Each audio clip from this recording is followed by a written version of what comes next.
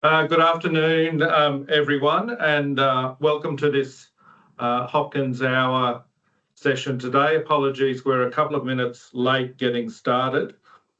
I'd like to acknowledge the traditional owners of the land on which we meet virtually today.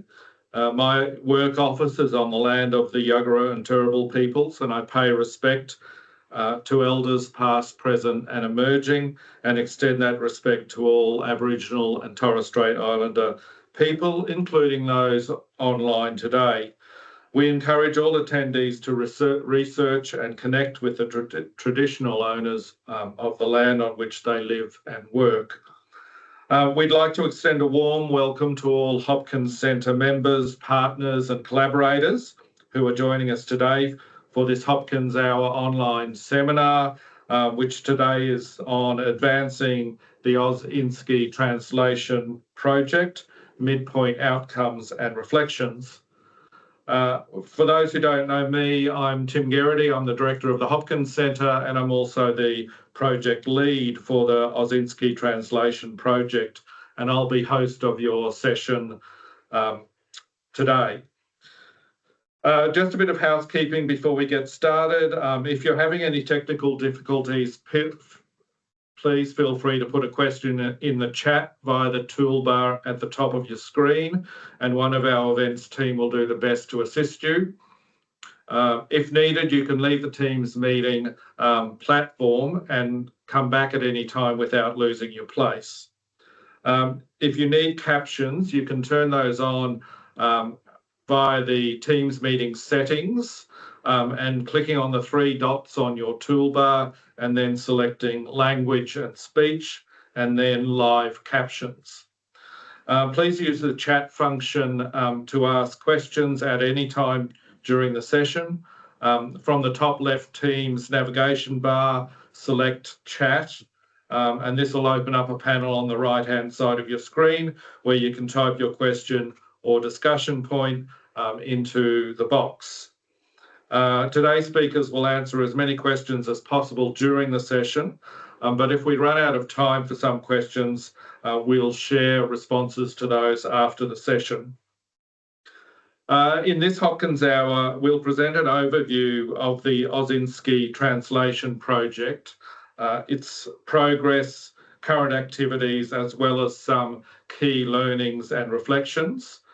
During the session, we'll cover a project overview, some information on the Delphi study and environmental scans that we've done, and also an overview of the co-design aspects of the project. And after that, we'll move on to a panel discussion focused on co-design and consumer engagement with our lived experience experts and take some audience questions. I'll let our local speakers, Hopkins Centre speakers here with me, introduce themselves when they present, but I would like to introduce our guests this afternoon and thank them very much for attending. So Dan Cheong. Dan draws on his lived experience as a person with C4 complete spinal cord injury to help in his role as a peer coach. He's also an aspiring painter from Victoria. Next, we have Marita Finch. Marita is a mother of two teenagers living on the Sunshine Coast and has lived with her spinal cord injury for 2.5 years. Dan and Marita are both members of our Project Consumer Advisory Committee, but also of our core project team, which meets every week to monitor the progress of the project. Also, we have Johnny Bourke. Johnny's a Senior Research Fellow at the John Walsh Centre for Rehabilitation Research at the University of Sydney, who specialises in rehabilitation and disability co-design research. And Antonio Vecchio is the Consumer and Community Engagement Manager at the Spinal Research Institute in Melbourne, and an internationally recognised leader in consumer engagement in spinal cord injury research. And we're very fortunate to have Johnny and Antonio as co-chairs of our project's Community Advisory Committee. I'd also like to take this opportunity to thank InSCI, who are funding the Aus InSCI Translation Project. I'll now hand over to Verner-Wren, who is our project manager, to do the first presentation. Thanks very much, Glenn. Thank you, Tim. Good afternoon, everyone. So my name is Verner-Wren. I'm the project manager for the Aus InSCI Translation Project, which is all about trying to improve the lives of people with spinal cord injury. And we aim to do this by taking the data out of the Aus InSCI community survey, by engaging with relevant stakeholders, particularly those people with lived experience of spinal cord injury, and working out what the main issues are and coming up with solutions that we can implement. And we're focusing really on three main areas, including making improvements in clinical practice, strengthening community-based supports, and influencing policy and system-level reform.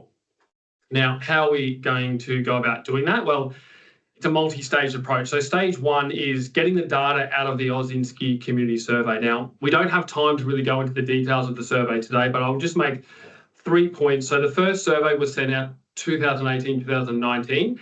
In Australia, we had 1,579 participants, which was the second best of the 20 countries that participated in the survey.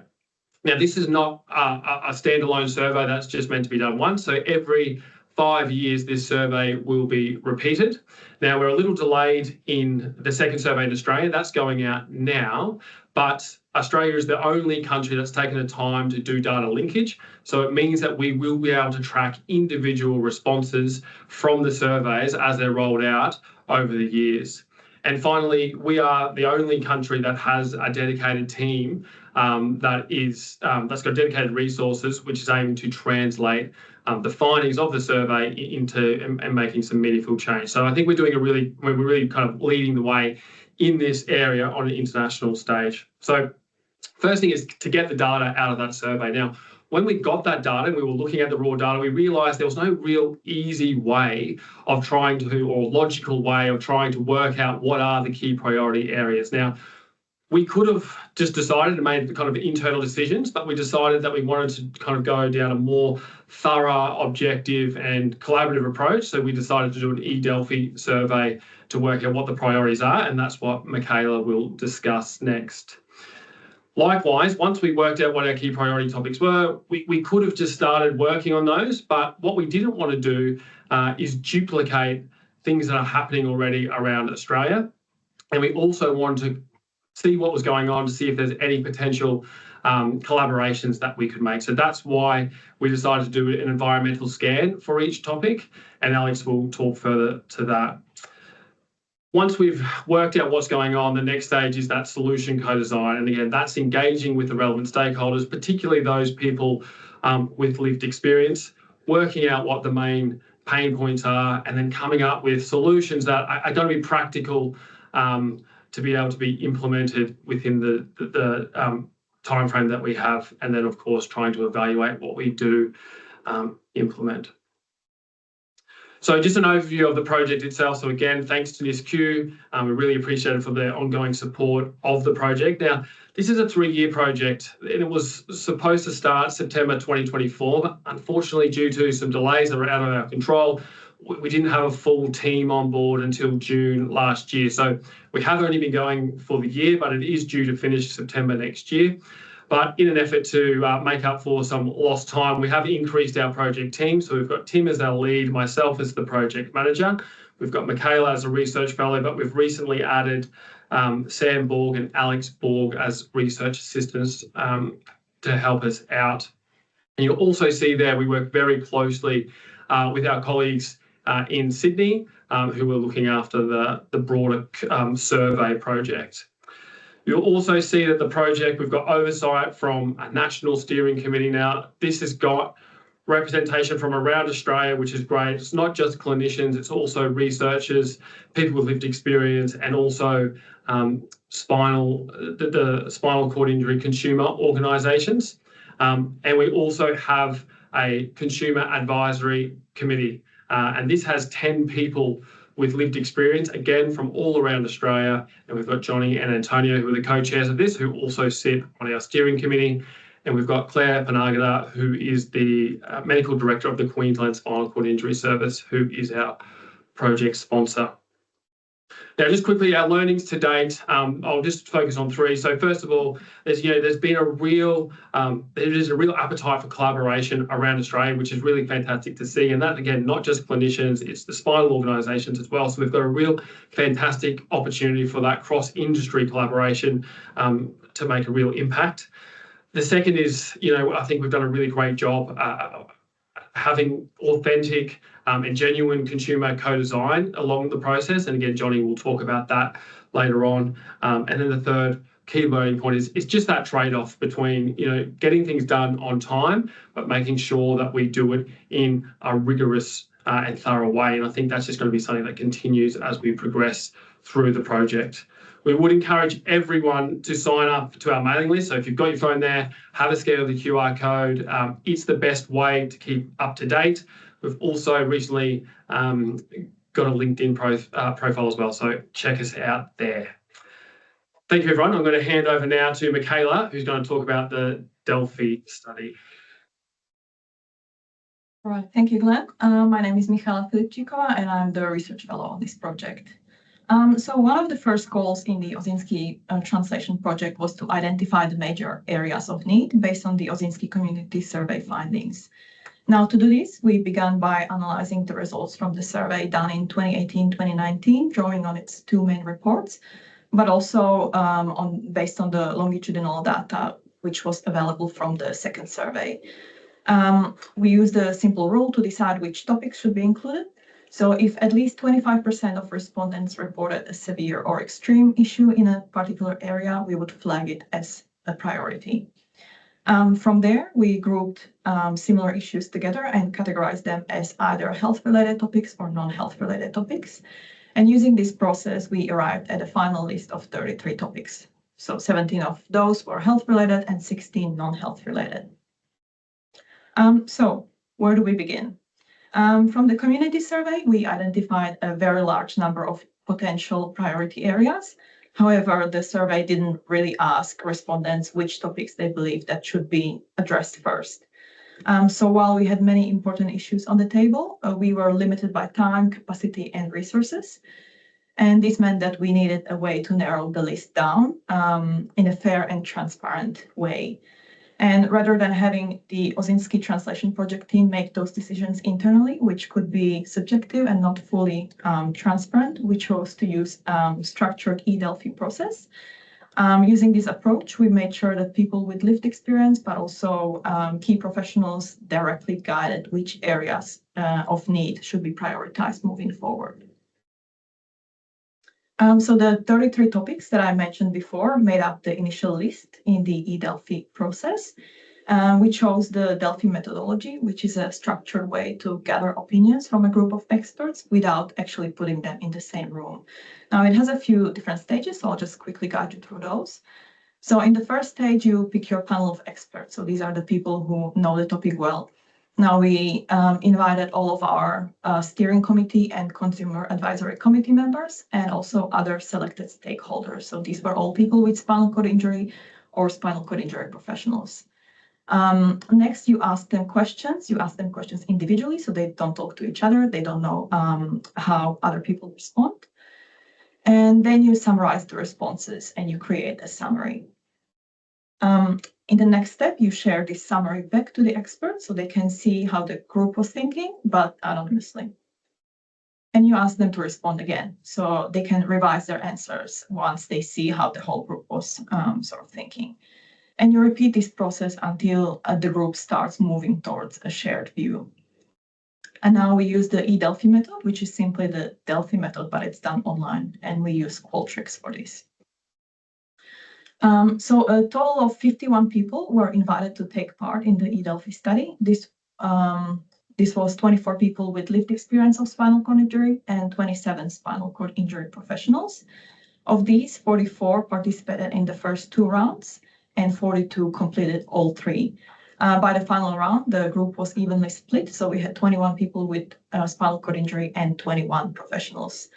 Participants were of 49 years of age on average, and geographically, most of them came from Queensland, which was followed by New South Wales, Victoria, South Australia, and Western Australia.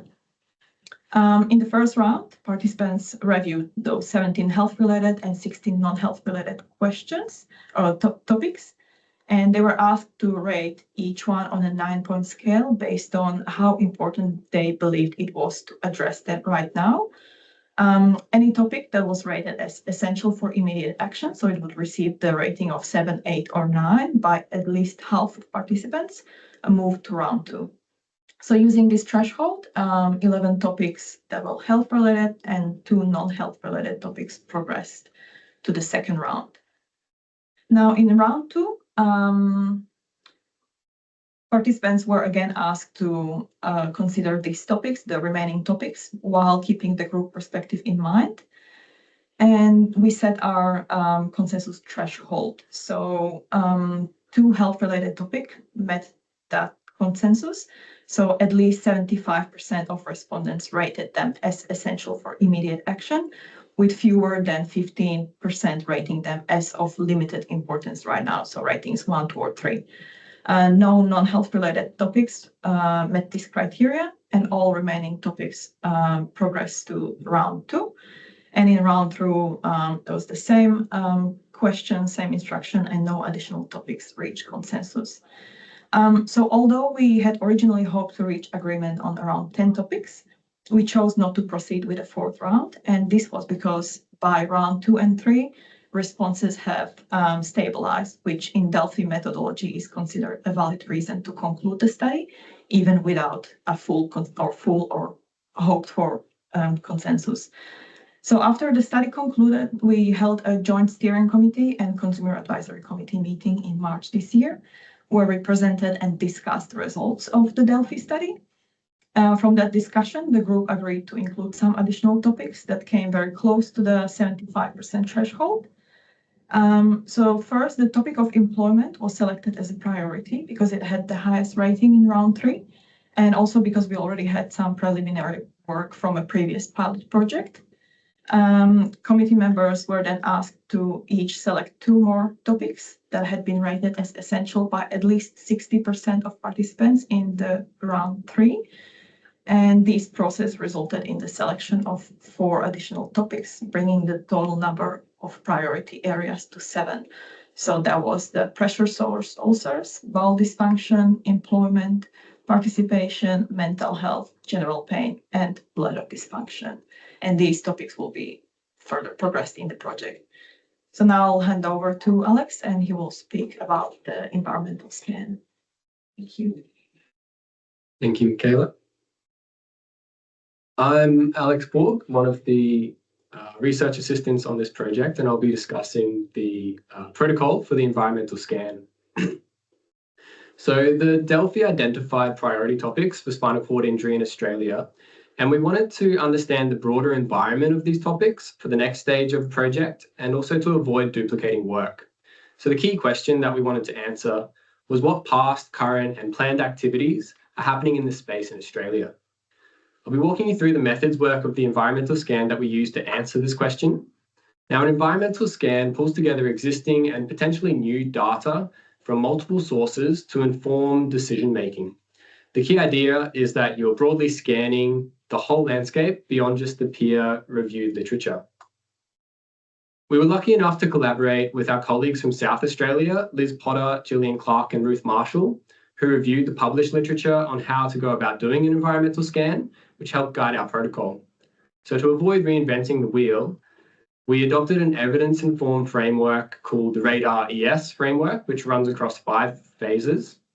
First is recognizing and framing the issue and the question that we want to answer, assessing the resources and feasibility of what we can actually do, developing the protocol and prioritizing the data sources, assembling and analyzing the data, and finally reporting and translating the findings. So this framework gave us a backbone to be able to shape our approach. We wanted to develop a protocol that could be used to scan any of the priority topics, which meant designing something that was flexible, that could be tailored to different environments. So the protocol was initially developed and piloted on employment after spinal cord injury, where we wanted to capture the broad environment, which includes a vast amount of relevant policy and legislation from the broader disability space as well. When designing the protocol, we also had to balance rigor with resources, especially the time that was available to complete this process. So we set out intending to use AI to accelerate tasks where possible, and I'll talk a bit more of that later. For employment, we wanted to capture peer-reviewed literature, grey literature, government and non-government policy and legislation. So this was combined with expert opinion gathered from an expert working group, surveys and focus groups, and we ran the expert opinion and literature review data collection steps in parallel to speed up this process. For the academic literature, we performed a rapid review of employment literature from Australia published in the last 10 years and extracted key information from the articles to identify previous activities in employment after spinal cord injury. And then moved into the grey literature, where we wanted to create a transparent protocol that was reproducible to be used across the other topics as well. So we decided to collect academic conference papers and theses, industry research, including reports, clinical guidelines, and resources that were developed for clinicians, people with spinal cord injury, their carers and family in Australia over the last 10 years. And then we also wanted to collect government and non-government policy and legislation in Australia that was most relevant from any time. So we built a search strategy to capture the employment content from websites of interest, such as Australian Policy Online, Trove and government websites, and ran Google searches in a reproducible way using a program called R, where we could use the SERPA API to do Google searches of key terms and domains. And then we also combined that with the Trove API, which allowed us to search for conference papers, abstracts, and theses. So we were able to collect a lot of data, but we needed an efficient way to screen it. So we used the program R again to pull together text from all of the resources that were identified, which were a combination of web pages and PDFs, and compiled everything into a single reference file that could be uploaded and screened using an existing program called Covidence to speed things up. We then exported these included resources that were screened into an Excel file, organized them into groups, and used Microsoft 365 Copilot to create AI overviews of each resource that were checked for accuracy. This allowed us to identify past, current, and future activities in this space. This is the Excel file, which is a compilation of the academic and grey literature, organized by the type of resource, notably with the key activities at the start. This has been updated with the initial expert opinion from the expert working group, and the expert opinion data that's currently being finalized from the surveys we've sent out will be added in addition to a final focus group. This environmental scan will then be translated as an executive summary, lay language summary, and an identification of the gaps to be used by the translation process in that next solution design phase. The environmental scan will also be used, will be able to be used by a number of different stakeholders. It's quite a comprehensive document. So this brings me to my final point, which is to discuss the learnings that we came about by trying to incorporate AI into the protocol. We set out quite optimistically and very quickly learned about the limitations of using AI for the environmental scan. We trialed a purpose-built tool called Elicit, which was initially helpful at a brief overview of the academic literature. However, it was limited to only searching the Semantic Scholar database and missed some key literature that was found from a database search of PubMed, Scopus, Sinal, and PsycInfo. So Elicit was extremely limited. Sorry, it was also extremely limited in grey literature as it cannot read website data. So it missed a number of sources that were of particular interest to the environmental scan. We also found that large language models such as Copilot, ChatGPT, and Claude could not accurately execute search functions, often bringing in irrelevant articles or sources from irrelevant sort of publication dates or populations. And We uncovered some complex and expensive ways to integrate sort of LLMs into multiple Scholar databases as well as other programs, but they weren't feasible for this project, particularly due to the cost and complexity involved. We did look at using Overton, with its new AI search function for grey literature searching. However, it was quite limited in the topic of employment following SCI in Australia, only finding 2 relevant documents. We found AI tools also could not reliably screen academic or grey literature, despite a number of attempted workflows. They would either quietly stop tasks or they would only review the metadata and not actually read the text from websites. We found illicit and LLMs also failed to generate accurate, comprehensive summaries, as they couldn't evaluate different levels of evidence, but they were useful in creating simple summaries or overviews of documents, particularly with Microsoft 365 Copilot not having any usage limits. Claude was particularly accurate in extracting data from PDFs. However, reading a lot of PDFs used up tokens quickly, making it a very expensive process. So ultimately, AI showed some usefulness in extracting data and summarizing information, but struggled with comprehensive searching, screening, and writing tasks. So that brings us to the end of the environmental scan. Thank you, everyone. I'll hand over to Johnny, who's going to talk about the co-design aspect of the project. Thanks, Johnny.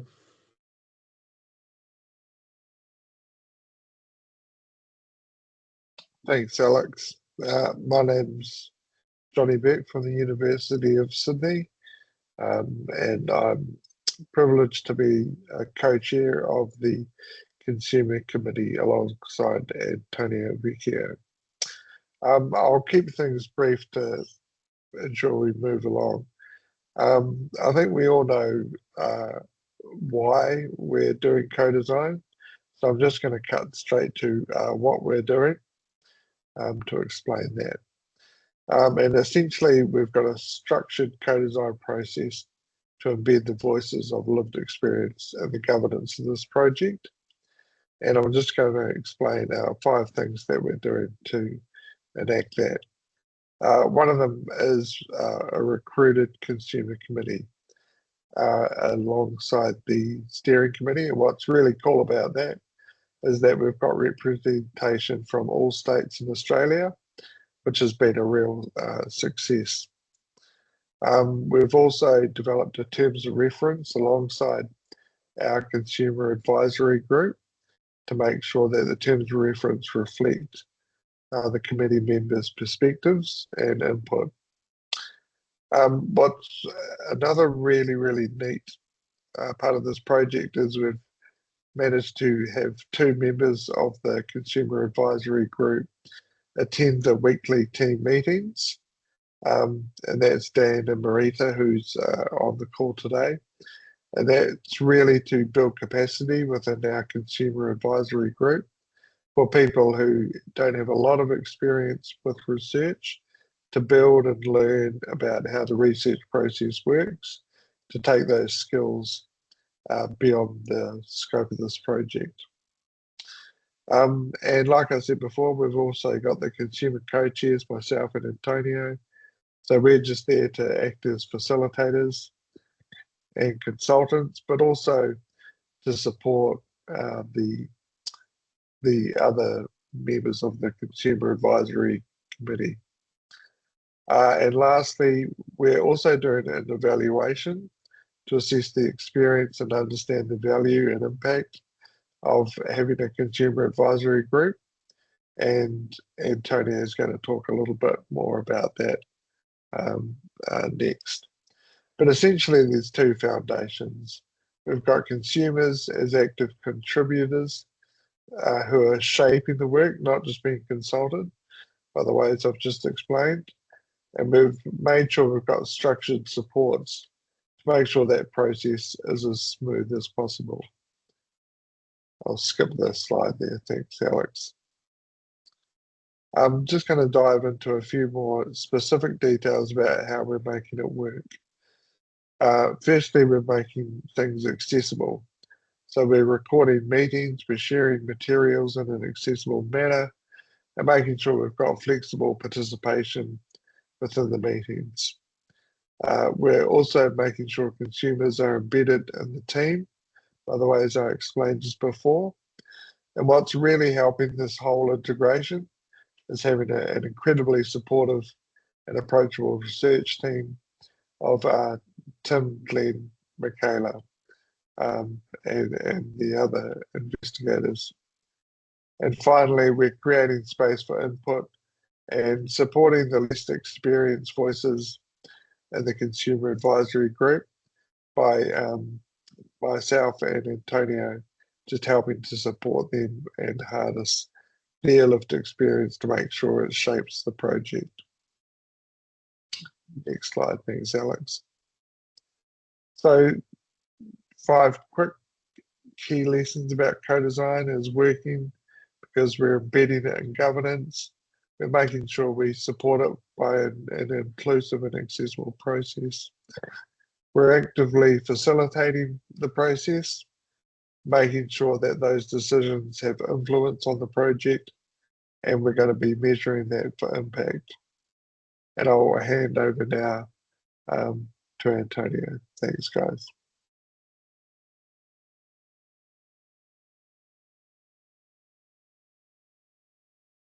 All right, thank you, Johnny. And as you mentioned, throughout the project, as part of the consumer engagement aspect and co-design aspect, we'll be seeking to run an evaluation of the co-design and the impact that it has. So, we've collected some survey data on members of the advisory group already, and throughout the project, we'll be measuring real impact throughout. So we're seeking to measure the experience of the people with the lived experience in the project, but also looking at the real impact and the tangible change within the project, as well as at the end, also seeking to capture the experience of the project team members to see how they felt with the co-design project. And I guess the lessons that we learn from this potentially can be used in other co-designed projects, not just InSCI, but co-design projects in general. So going now over to the panel discussion. So as mentioned, we've got Daniel and Marita, as well as Tim. So if you've got any questions, feel free to add them into the chat. But I really want to start with part of the co-design project is actually getting the project teams to buy in. So I guess a question to Tim is, why was it really important for you to involve consumers and have that co-design aspect as part of this overall project? Thanks, Antonio. Probably not an easy question to answer in a short period of time, but I'll do my best. And I'm tempted to start off just by saying, well, why wouldn't we involve people with lived experience? But I suspect that's not going to really satisfy you. So I suppose there's 2 basic reasons that we always talk about thinking about co-design, and that's that we know there's strong and increasing evidence already that including people with lived experience of consumers in research and other projects enhances the quality of the project, enhances the quality and the outcomes and the impact of the research that you're doing. So that's the first reason. And then the second reason I think is much more of a sort of human rights reason, which is that people with lived experience of disability or consumers in any setting have a right to be involved with and understand work that's going on about them or research into the area that is important to them. So the Human Rights United Nations Convention talks about people with disability having intimate involvement in research and other work that's done about them, or the shorthand version of that we all know well is nothing without us nothing about us without us. So I think most people who work in this area sort of feel that that's a really important reason as well. I mean, this project particularly, I think it's about not only doing research, but it's really focused on translating research into policy and practice.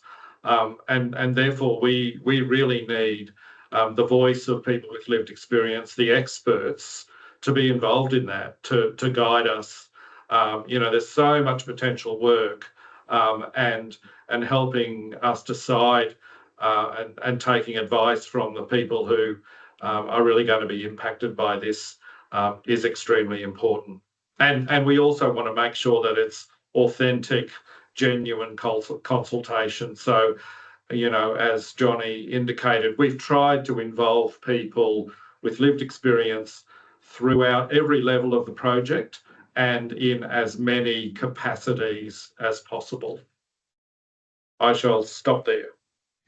No, it's a really, I guess it's an important question. That starting point of co-design, and something I often bring up is, if a project or a project team have genuine intent to involve people with lived experience, they find opportunities and develop opportunities throughout the project, and then it has real world meanings. So I guess a question to Dan first. So what made you want to get involved in this project, and I guess how did you get involved? I guess maybe I'll explain a bit about me. Like, I've had my injury for probably 6 years now. And like last year, I started a peer coaching job at the local Royal Talbot Rehab. And then I think just being involved in that just a day a week has given me a bit of purpose and something to do and contribute and kind of give back. So when I saw this opportunity as like a consumer advisor, I just thought it'd be an interesting topic to learn about, like research, and something I could really offer my like lived experience insight into really helping kind of advance. And I guess through the peer coaching job, I've also connected with a lot of people with similar or with other spinal cord injuries. So it's just been good to hear their experiences, and then I think also explaining how other people experience things that are slightly different to me and things affecting them. It's been good to involve that in the process as well. Amazing. Thank you. And I guess a real barrier to people with experience that I've observed is they often say that I don't have any research experience. I've never been involved in research. Like it's a bunch of academics, it's a bunch of people, who speak a language sometimes that I don't necessarily speak, and that's a barrier to getting involved in this stage. I guess to you, Marita, what was your research experience in the background, and I guess share your experience of being involved in this project based on that as well. Well, it's interesting that you framed the barrier, because that's exactly how I perceived this, but was assured that my voice was very important. And I've come to learn from the team that my research background is quite limited, but my voice is extremely important, as limited as it has been. Research is a new topic for me, but it certainly piqued my interest in developing my skills. And just as a bit of a background for me, I've had my injury for 2.5 years, so I've been home for maybe 18 months or so. So I have got limited lived experience, but it is experience nonetheless. And the project, being involved in the project on the Consumer Advisory Committee, and then moving into the weekly meetings with the team has really, like I said, really piqued my interest and has really wanted me to develop my skills, so much so that both Dan and I have been, been lucky enough to be offered a adjunct fellow position in research. So, that is an avenue for me to develop my skills, because now that I'm involved in this project, it's really really important, and I'd really like to continue to be able to, you know, contribute to other projects that will give people in our situation, you know, more meaningful change. Amazing, awesome. I'll just check a technical thing. If there are any questions in the chat, please feel free to put them through. I've not necessarily seen any come through. If anyone does have a question, potentially just even raise your hand and feel free to ask a question if possible, because I'm not getting any through.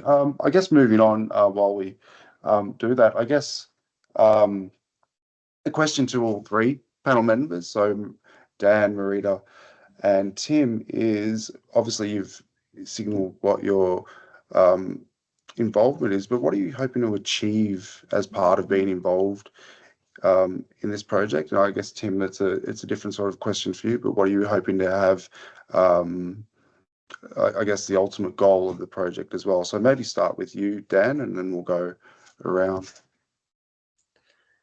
I guess it's just truly understanding the experiences, what it's actually like to live with this kind of injury, and all the different issues that come with it, and definitely preventing like further health complications. So like people with similar injuries can live a more meaningful life, and have the kind of even just the body and the skills to be involved in more things.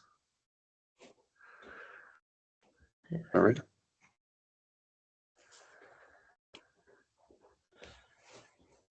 Sorry, Marita? Oh, sorry. Yeah. What am I hoping to achieve? I guess that's twofold for me. They're on a personal level. I think you know, being involved in this project has you know, given me structure, you know, to participate and feel confident that, you know, my life before my accident, you know, is still waiting for me. I just need to reach out and grab it. But on the other side of it, I guess echoing Dan's words, is you know, I want to contribute in some way to meaningful change that will allow people to, you know, avoid complications or better their circumstance. So, you know, something that's bigger than myself. So that's my goals. So, I mean, I guess, Tim, I guess it's probably different for yourself. You've had such a long career in spinal cord injury. A project like this, what are you hoping to have it achieve within the community, within practice, and just in general as well? Thanks, Antonio. I mean, I would certainly say that I am definitely still learning as I go along through this process. I mean, the whole reason for really starting this was having been involved in the community survey work for quite a while, and you know, knowing that there was this huge amount of data that we were collecting from Australians living with spinal cord injury, and like all research, or a lot of research now, it's about translating that research, all of that data that's sitting there, and trying to really do something useful and helpful with it. So, you know, ultimately what the project's trying to do is actually to sort of raise awareness, you know, so it's a great opportunity, I think, to raise awareness about what the issues are. You know, we've got information directly from people with spinal cord injury about what their significant issues are. So there's an opportunity to raise awareness in the general community about those issues, but then also obviously to actually try and implement some change, you know, to find out what is, if bowel management is a priority topic for people, you know, how can we identify what the areas within the most important areas that people want addressed, and then address those areas, try and actually implement a change, whether it's a change in the knowledge and the practice of health professionals in that area, or whether it's directly something impacting on people with spinal cord injury, or whether it's a policy change. You know, can we start to influence government policy or the policies that hospitals and health services take to some of these issues? So, you know, ultimately, I think it's proving to be a much probably a bigger challenge than we ever thought. But that's the ultimate aim, to really make changes on the ground for people with spinal cord injury. I guess that's the exciting part of it as well, the ability to fill gaps and identify the needs within the community. So we've got some questions within the chat and to the panel. Were there any challenges? I guess we can target the first part of this question to Marita and Dan. Were there any challenges you faced to participating in the project? And I guess the second part is, how were these overcome, and are there any ongoing challenges that need further work to support the successful co-design? So maybe the first part of that question open to Dan and Marita. I'll say that just a very functional barrier that for me, which I raised with the group, was just meeting times. But you know, that's been a collaborative discussion. So that's probably one that I can identify. I don't think I've had many challenges, but because the team when they've sent documents out, they've always given us time to read it and process it. They've always said, you're always welcome to call us to ask any questions about it. So I just think even having that time to consider things and work through things, and being able to ask questions of the team, and they've been so open, it's kind of solved a lot of my problems I have. Is just with such an injury, it takes me a few hours to get up every morning. It takes me a lot of time to go to bed, even just move. So just having the access to even do things online has been great as well. Because I'm in Victoria and they're in Queensland, I guess. I guess to answer the second part of that question, and Johnny touched on it in his presentation, and it's something that the project team have been really great with, is the ability to listen to the challenges. There are going to be, you know, there may be challenges that we haven't faced yet that may be part of this project, and it's just the ability for the project team to listen. You know, Johnny and myself have made ourselves available to the members of the CAC for any mentorship guidance that they need as well. So being, I guess, the big part of that, to have support during the co-design process, is just the ability to have transparent communication and then work through challenges as they arise. So another question there is probably targeted to the project team. Are there any examples so far of how the project has influenced clinical practice, community supports, or discussions, or what you might expect that looks like once the project finishes?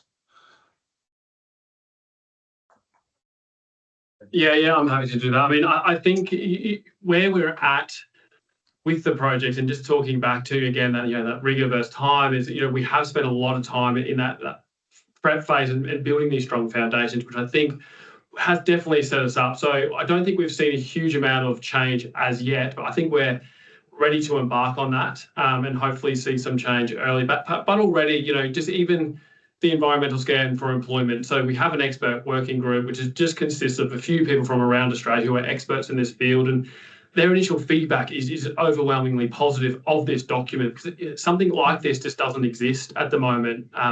So not only for this project, they're saying, look, we could see how other, you know, multiple other kind of projects or industries will be able to use this type of document moving forward. So I think that's really promising. And, you we're aiming to have these documents for each different topic. So I think that alone, again, is going to be a fantastic start. But I think we're at that stage now, which is really exciting because we've done this work and I think we've really set ourselves up. So then it turns into all right, let's get together and let's kind of come up with some solutions, which will, really exciting to embark on.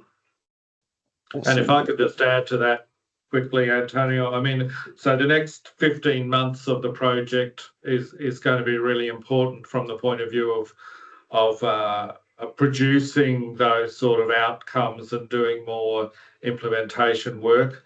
But also I think, that we've realised that there's a vast amount of work that could be done, and we are hoping that this project or some form of this project will be able to continue in the future as well.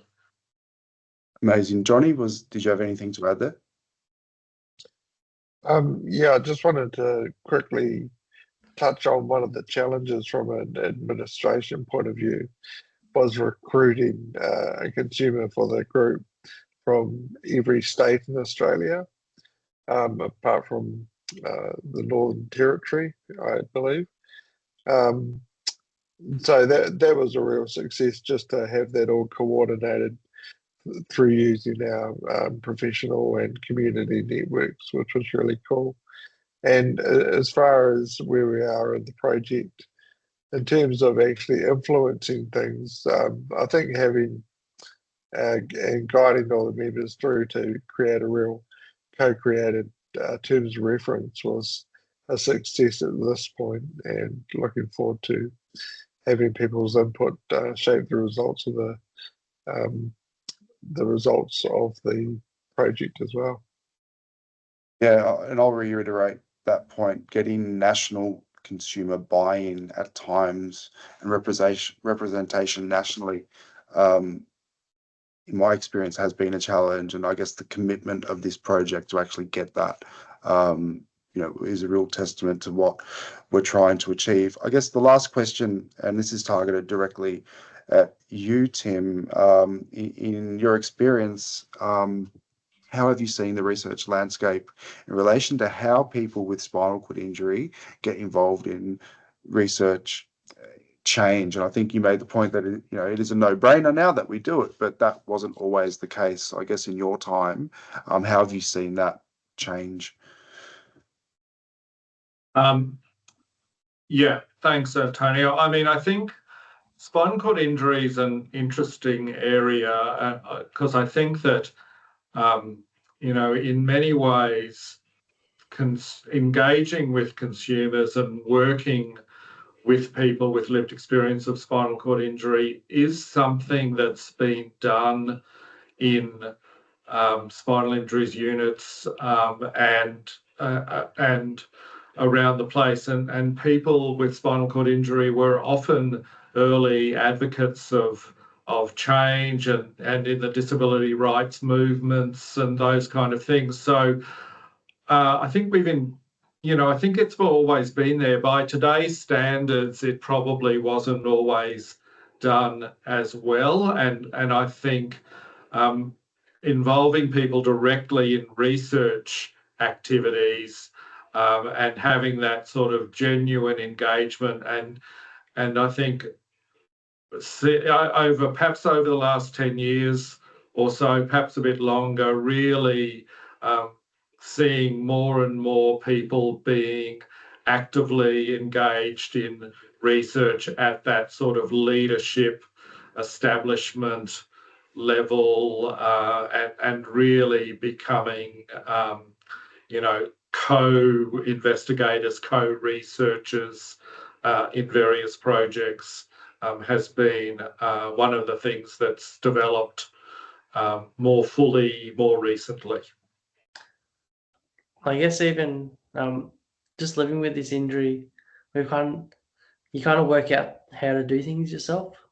So you kind of work out solutions yourself. So just talking to people with lived experience, they might even just have the solutions, but they just haven't been shared yet.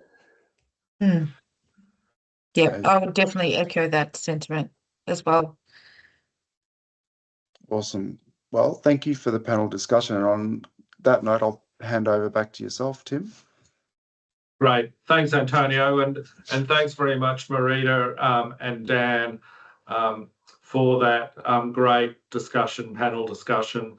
I'd like to thank all of our speakers, especially our invited speakers, Johnny, Antonio, Marita, and Dan, and the great team here that I get to work with, and of course, all of you who attended today. Thank you very much. I hope you found it interesting. If there are questions, more questions, please, we'll be happy to answer them offline.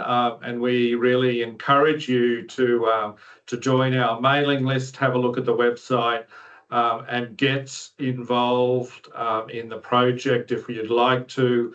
We really want to have as much engagement from as many people as possible around the country going forward with this project. Thank you all very much. See you next time.